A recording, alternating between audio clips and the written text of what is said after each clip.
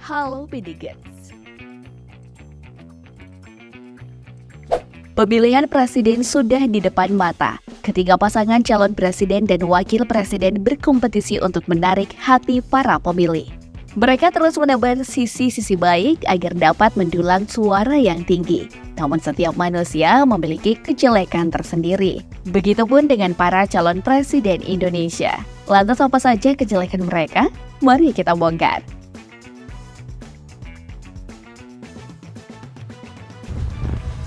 Pada awal September lalu, Ketua Majelis Tinggi Partai Demokrat sekaligus Presiden ke-61 Republik Indonesia, Susilo Bambang Yudhoyono, meluapkan kekecewaannya usai bakal capres yang Demokrat dukung, yakni Anies Baswedan berkhianat bersama Partai Nasdem. SBY mengaku tak menyangka pihaknya bakal dikhianati oleh capres Anies Baswedan dan Ketua Umum Partai Nasional Demokrat Surya Paloh. Sebab mereka sudah membangun koalisi bersama-sama selama 1 tahun terakhir. Mereka berusaha agar koalisi tersebut menjadi kenyataan dan mampu mengusung Anies hingga ke kantor Komisi Pemilihan Umum. Tetapi tiba-tiba ia dikabari bahwa Surya Paloh secara sepihak menetapkan Ketua Umum Partai Kebangkitan Bangsa Muhaimin Iskandar sebagai bakal cawapres Anies. Padahal Anies sudah pernah mengirimkan surat tertulis kepada Ketua Umum Demokrat Agus Harimurti Yudhoyono untuk menjadi bakal cawapresnya. SBY tak menyangka dunia politik justru semakin kasar dan tak memiliki etika. Kekecewaan ini disampaikan SBY dalam rapat darurat bersama jajaran Majelis Tinggi Partai Demokrat di kediamannya di Cikeas. Pasalnya PKB telah menyetujui tawaran duet Anies Cak Imin. Oleh karena itu, melalui rapat darurat yang dipimpin SBY, Demokrat akhirnya secara resmi mencabut dukungan kepada Anies Baswedan.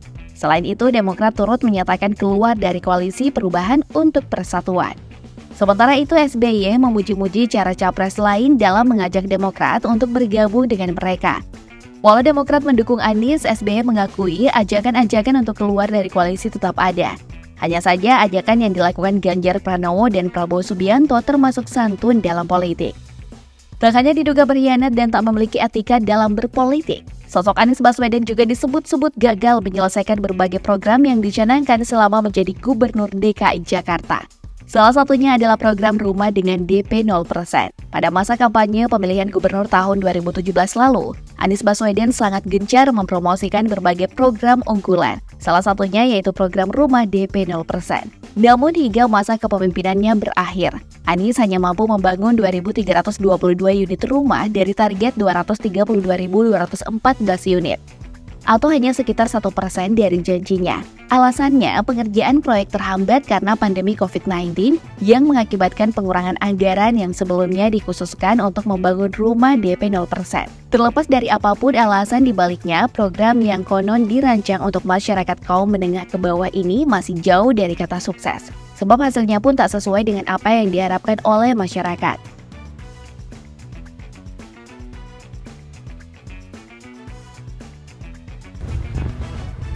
Calon Presiden nomor urut 2 Prabowo Subianto juga tak lepas dari kritik. Pada Agustus 2023 lalu, pengamat politik Muhammad Kasimi menganalogikan Prabowo bagaikan ingin mengambil sinar matahari, tapi tak ingin terkena panasnya. Analogi ini diungkapkan terkait persoalan proyek food estate. Kasimi menilai bahwa Menteri Pertahanan yang dimandatkan Presiden Jokowi dalam proyek food estate seolah bersikap oportunis. Hanya ingin mengambil keuntungannya jika proyek berhasil, namun jika gagal, maka terkesan tak ingin terlibat dan bertanggung jawab atas kegagalannya. Food estate sendiri mengacu pada inisiatif pemerintah di Indonesia untuk mengembangkan area pertanian yang luas dengan tujuan meningkatkan produksi pangan dan menjamin ketahanan pangan bagi bangsa. Inisiatif ini melibatkan pengalokasian lahan untuk budidaya, menerapkan teknik pertanian modern, dan meningkatkan produktivitas pertanian. Sebagai pendukung utama daripada Presiden Joko Widodo, PDI Perjuangan mengkritik program food estate atau lumbung pangan yang digarap pemerintah sebagai proyek kejahatan lingkungan. Hal ini disampaikan Sekretaris Jenderal PDIP Hasto Kristianto yang merujuk adanya penyalahgunaan pengembangan lumbung pangan. Sementara itu, di lain pihak, Sekretaris Jenderal Partai Gerindra Ahmad Muzani mengatakan, proyek food estate yang dikritik PDIP masuk kategori kejahatan lingkungan merupakan program Presiden Joko Widodo yang menyebut tak ada yang disebut sebagai program kementerian melainkan program presiden. Membahas Prabowo Subianto tak lengkap rasanya tanpa mengungkit pelanggaran hak asasi manusia yang kerap dialamatkan padanya. Prabowo sendiri mengamini isu pelanggaran HAM 1998 selalu muncul dan dikaitkan dengannya setiap gelaran pemilihan presiden. Menurutnya, hal ini sah-sah saja, sebab di negara demokrasi masyarakat memilih kebebasan untuk memilih pemimpin.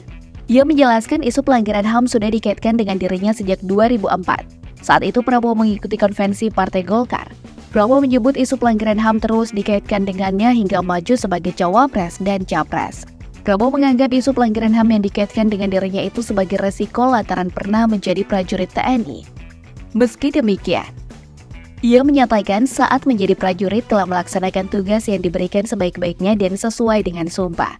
Melalui tayangan Mata Najwa pada 29 Juni 2023, Prabowo menjawab pertanyaan soal sikapnya yang merawat sebagian mantan anggota tim Mawar dengan menjadikan mereka pejabat di Kementerian Pertahanan. Tim Mawar adalah grup 4 Komando Pasukan Khusus TNI Angkatan Darat yang saat itu dikomandoi oleh Prabowo. Mereka diduga menjadi dalang operasi penculikan puluhan aktivis menjelang pemilu 1997 dan sidang umum MPR 1998. Prabowo mengatakan mantan anggota tim Mawar yang dijadikan pejabat di Kemhan itu sebelumnya telah diadili melalui proses hukum. Menurutnya, mereka masih prajurit-prajurit terbaik.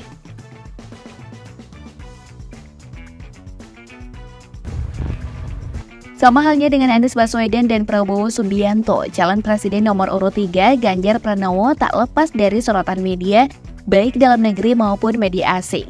Media Channel News Asia atau CNA membelajati kelemahan Ganjar. Media asal Singapura ini memuat judul analisis Popular as Governor, Indonesian Presidential Hopeful Ganjar Pranowo needs to step up internationally if elected. Awalnya, Ganjar diperkenalkan sebagai pria 54 tahun yang telah menjabat 2 periode sebagai Gubernur Jawa Tengah. Setelah 1 dekade pemimpin, ia maju sebagai capres. Lalu beberapa analis lokal dimuat mulai dari pakar yang menilai ia memiliki masa jabatan sangat baik hingga sangat buruk. Merujuk komentar Dekan Fakultas Sosial dan Politik Universitas Gadjah Mada atau UGM Wawan Masudi kepemimpinan Pak Pranowo didasarkan pada keterlibatan langsung dengan masyarakat. Digambarkan bagaimana Ganjar bisa langsung berbicara dengan rakyatnya dan berusaha memastikan tindak birokratis. Namun Muhammad Hidayat Sardini dari Universitas Diponegoro mengatakan bahwa bagaimana warga tak terkesan.